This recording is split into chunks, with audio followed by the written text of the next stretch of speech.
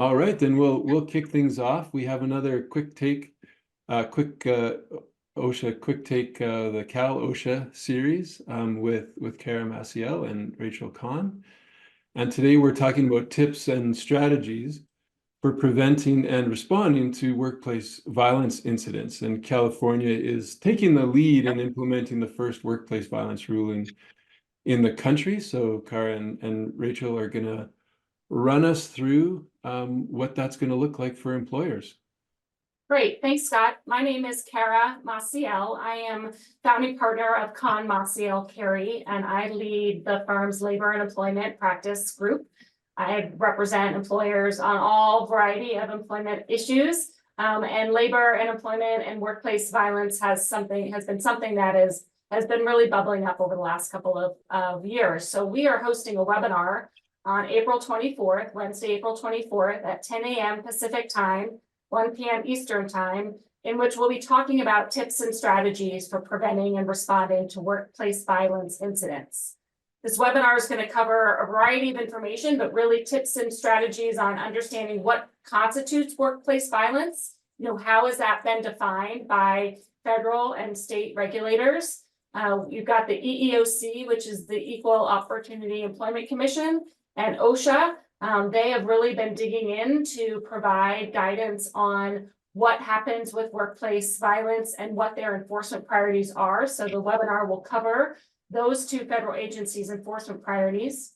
We'll also talk about various legal risks that employers can face associated with workplace violence, some best practices for workplace violence prevention, and then finally some tips on how to respond to a workplace violence incident in your work environment.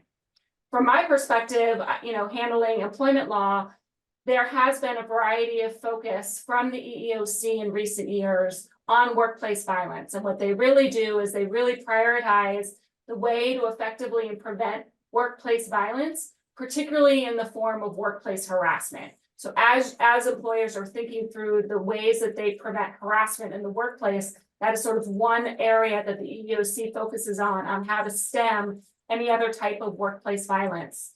But unfortunately, workplace violence doesn't just happen, with harassment. There's also other things that can lead to violence in the workplace as you're approaching challenging terminations, other types of counseling employees in the workplace. And so you need to think about various liabilities that employers can face, not from the EEOC, but also thinking through just common law violations like negligent hiring. Are you conducting the right kind of background checks for your workplace? Are you appropriately supervising individuals that may display some characteristics or risk factors for violence in the workplace, and other types of issues? So those are the types of various legal risks that we'll be covering in the webinar. And I'll kick it over to Rachel to talk a little bit about what OSHA considers, as well as the Cal OSHA new regulatory scheme.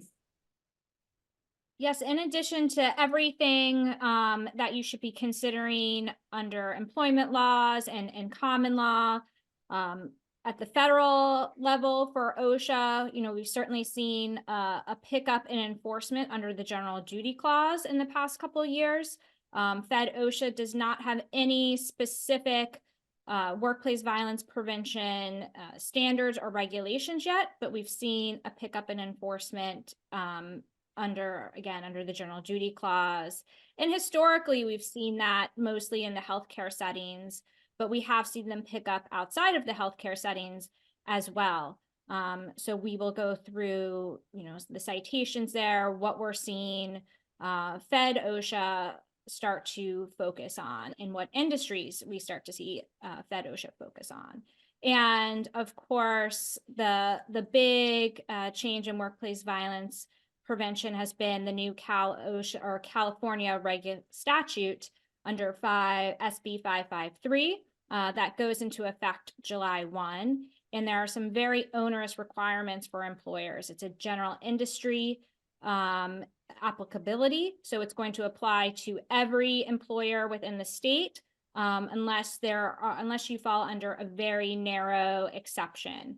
So California has had workplace violence in healthcare regulation since 2017. So it's not going to, of course, apply to those employers. And if you have 10 or less employees at a work site and it's not open to the public, it's not going to apply. But for everybody else, you're going to have to be in compliance by July 1. And we're going to go through that in some detail as well. Yeah, that's great. That was the two questions I had, is just when does it take effect, and who are those organizations that fall into that exception? So covered all my questions off. So as Kara mentioned, it'll be April 24th, and sorry, you said 1 p.m. 1 p.m. Eastern Eastern time and 10 a.m. Pacific time. Right. And be there for the hour, and your questions, and Kara and Rachel and team, I'm sure will be super happy to help you out and answer those. Big changes, aggressive changes, it sounds like, and definitely need to tune in to see how it's going to impact you and your organization. So thanks so much for joining. We'll have all the details in the description below, so we'll have a link to the webinar, so you can just click over and sign up and see everybody on the 24th. Thanks, Scott. Thanks so much.